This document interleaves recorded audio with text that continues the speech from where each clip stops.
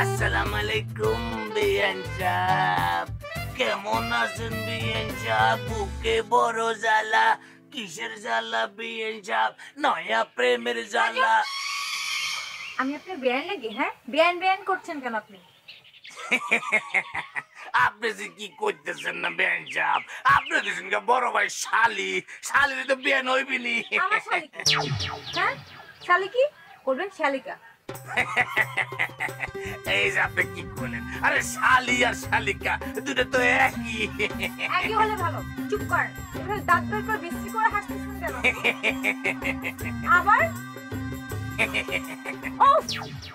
Disgusting. আপনি বোধহয় আমার উপর রাগ করতেছেন বেআইন। আবার বিয়ান বলেন। তো আপনারে কি গমো? আমাকে আপা বলবেন। আপা কল লাগবো? অবশ্যই। আর তার চেয়েও বেশি ভালো হয় যদি আপনি আমার সাথে কথাই না বলেন। আবার হাসেন। আপনার এই দাঁত বের করা হাসি আর আপনার এই ঘ্যার ঘ্যার গলাটা, বুঝছেন, আমার কাছে অসহ্য লাগে। কি করুম কোন? ছোটবেলায় ঠান্ডা লেগে আমার গলাটা বইসে গেছে গা, এরপর থেকে আমার গলাটা এরকম ফাইটা গেছে গা। এর লেগে লোকজন অবশ্য আমারে ফাটা বরণ কয়, অবশ্য আমার খুব ভালো লাগে। জানেন জানেন জামুগা তো কি দাঁড়িয়ে থাকবেন এখানে? একটা কথা কমো। ঠিক আছে বলেন, কিন্তু একটাই, হ্যাঁ, এর চেয়ে বেশি না। ঠিক আছে, আপনি একলা একলা কই যান? আমার সাথে নিয়ে গেলে তো পারেন। আশ্চর্য, আমি আপনাকে কেন নিয়ে যাব? হ্যাঁ, আপনি আমার কে হন? কিছু না। তাহলে আমার সাথে যেতে চাচ্ছেন কেন? না হইছে কি, ওই জায়গাটা তো ভালো না, দেখছেন না? দিনে দুপুরে একটা মাইয়া মানুষের তুলে নিয়া মাইরা ফেলেছে। আমি এর লেগে কইতেছি আপনার না একলা একলা যাওয়ার কোনো দরকার নাই। ওটা আমি বুঝবো, আপনার ভাবার দরকার নেই। একটা কথা তো শুনবেন, একটা কথা শুনেন না।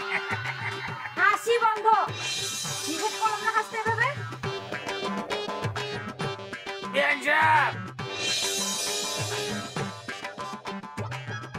আমি তো বালা না বালা লইয়াই তাইবো,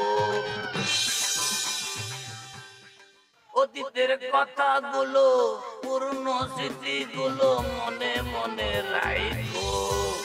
আমি তো বালা না বালা লইয়াই তাইবো।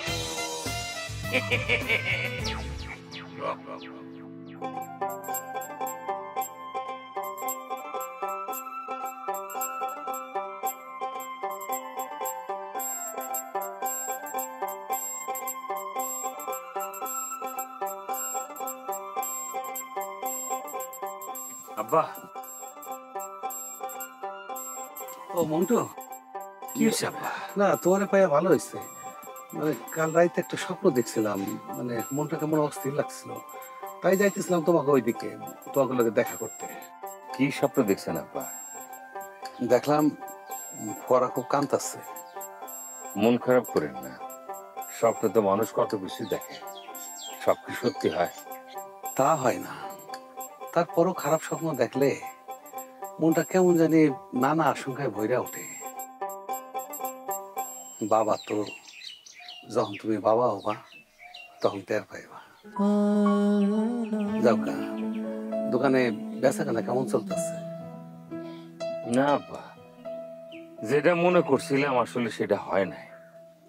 ভাবছিলাম হাট খোলার দোকান দিলে খুব সেল হইব, অন দেখতেছি না, একদম মন্দা যাইতেছে।